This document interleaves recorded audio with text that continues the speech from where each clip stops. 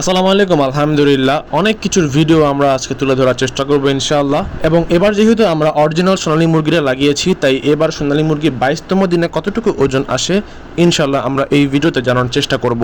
সকাল সকাল আমি মুরগিগুলোকে কয়েকটাকে ধরতে ধরতে এত পরিমাণে তারা ছটফট, কারণ অরিজিনাল সোনালী মুরগিগুলো এরকম হবেই। অরিজিনাল সোনালী মুরগি সবসময় অ্যাক্টিভ থাকবে, আপনার ধরতেই অসুবিধা হবে এবং আওয়াজই বলে দিবে যে এগুলো অরিজিনাল সোনালী কিনা।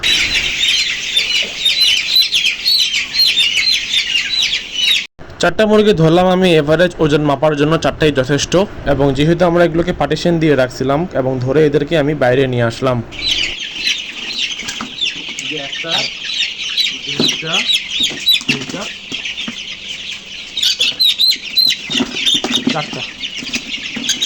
আলহামদুলিল্লাহ, আমাদের চারটা মুরগির এভারেজ ওজন এসেছে 250 গ্রাম প্লাস। চারটা মিলে আপনারা দেখতে পাচ্ছেন 1100 গ্রাম এসেছে আমাদের। আপনারাই বলেন এই ওজনটা ঠিকঠাক আছে কিনা এবং পারফেক্ট ওজন আসছে কিনা। নজর সত্য, এটা আমি বারবার প্রমাণ পেয়েছি এবং আমি এটা হাড়ে হাড়ে বিশ্বাসও করি। এবং আমাদের এই ফার্মিং সেক্টরে নজর খুব ভালোভাবে প্রভাব পড়ে আমাদের উপরে।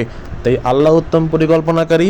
আমাদের এই ভিডিওগুলো দেখে ইনশাল্লাহ মাশাল্লাহ বলবেন, কারণ অনেক কষ্ট করে আমরা এইসব কাজগুলো করার চেষ্টা করি। আমরা সবসময় চাই পুঙ্খানুপুঙ্খানুভাবে আপনাদের সামনে রিপ্রেজেন্ট করতে, কারণ আপনারা যাতে এই ভিডিওগুলো দেখে উপকৃত হন এবং সত্যতা জানুন।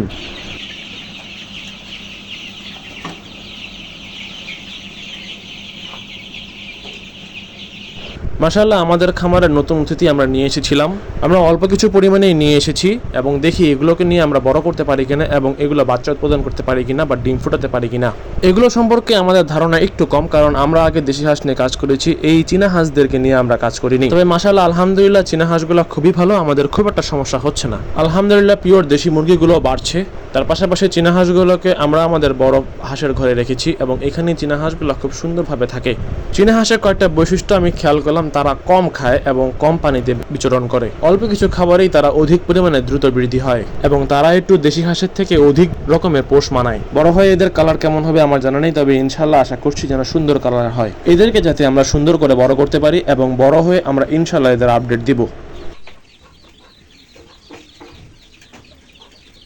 খামারে আমরা আরো দুইটা নতুন অতিথিকে নিয়ে এসেছিলাম, যা আমরা আপনাদেরকে অনেক আগেই পরিচয় করে দিয়েছিলাম। এরা এত রকমের আলু পাগল, খালি আলুর কাছে এরা খালি বারবার আসে এবং এদেরকে ধরাও কিছুটা মুশকিল, প্রচুর পরিমাণে লুকায় থাকে এরা। কালো খরগোশটা হচ্ছে ছেলে আর মেয়েটা হচ্ছে সাদাটা। সুন্দর, এরা একসাথেই থাকে। তবে আমার এক ফলোয়ার ভাই তাদেরকে আলু খাওয়াতে মানা করেছেন, ইনশাল্লাহ আমরা আর আলু খাওয়াচ্ছি না। জীবনের সব থেকে সুখী পার্সন হচ্ছে এই বিড়ালটা।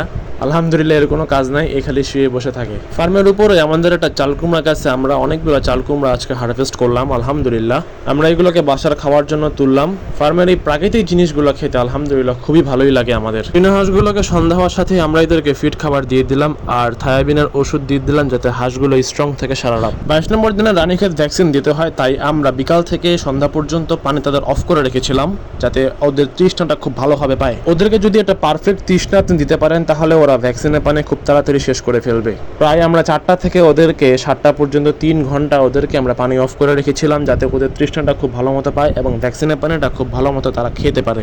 আজকে 22তম দিন এদেরকে রানীক্ষেত ভ্যাকসিনটা দিব এবং সন্ধ্যা হয়েছে, তাই এখন এদেরকে পানি দিয়ে দিব আমরা। আমাদের একটা দেশি মুরগি তার বাচ্চাদেরকে ছাড়ে দিয়েছে, তার বাচ্চাদেরকে আর দেখছে না, তাই ভাবলাম আমরা এদেরকে ফার্মের নিচে একটা লাইটের নিচে রেখে দিই একটা বালতিতে। আলহামদুলিল্লাহ মাশাআল্লাহ বাচ্চাগুলো এখানে খুব ফুরফুরা আছে। কখনো কখনো আবার আমাদের ফার্মের মুরগি আবার এদেরকে মাঝে মধ্যে তাপ দেয়। আমরা এখন রানীক্ষেত ভ্যাকসিনটা পানির সাথে মিশিয়ে দিব এবং আমরা 1000 মুরগির জন্য পানি নিয়েছি আপাতত 15 লিটার, যাতে ভ্যাকসিন পানিটা পুরোটা শেষ করতে পারে। পানি খাওয়ার জন্য তারা পুরো পাগল হয়েছিল, কারণ অনেকক্ষণ ধরে পানি অফ করে রেখেছিলাম। পানি খাওয়ার গতি দেখো আপনাকে বুঝতে হবে আপনার মুরগি কি পরিমাণে অ্যাক্টিভ আছে। সবাই খুব উঠে পড়ে লেগেছে পানি খেতে। আমরা সব সময় ভ্যাকসিন সময় মতো দেওয়ার চেষ্টা করি, যাতে কোনো মুরগির কোনো অসুবিধা না হয়, কোনো ভাইরাস জনিত সমস্যা যাতে না হয়। আলহামদুলিল্লাহ পানি খেয়ে সবাই এখন রেস্ট নিচ্ছে। তো এই ছিল আজকের ভিডিও, সবাই আমাদের জন্য দোয়া করবেন। আসসালামু আলাইকুম ওয়া রাহমাতুল্লাহ।